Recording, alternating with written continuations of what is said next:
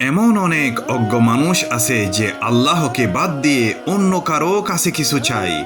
যে কেউ চাওয়ার ক্ষেত্রে আল্লাহর সাথে শরিক করে, তাহলে তো তার কাছে কিছু চাইলো এবং তারই ইবাদত করলো। সে মানুষ হতে পারে অথবা মূর্তিও হতে পারে।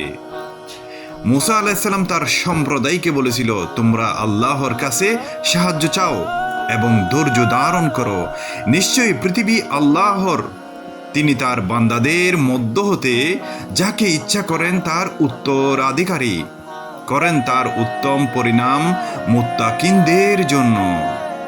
যারা আল্লাহকে ছাড়া অন্য কারো কাছে কিছু চাইলো, তাহলে তো তারই ইবাদত করলো, কোনো মানুষেরই ইবাদত করলো অথবা মূর্তিরই ইবাদত করলো। মহান আল্লাহ তাআলা পবিত্র কোরআনে আরো বলেন, আমরা শুধুমাত্র তোমারই ইবাদত করি এবং শুধুমাত্র তোমারই নিকট সাহায্য চাই।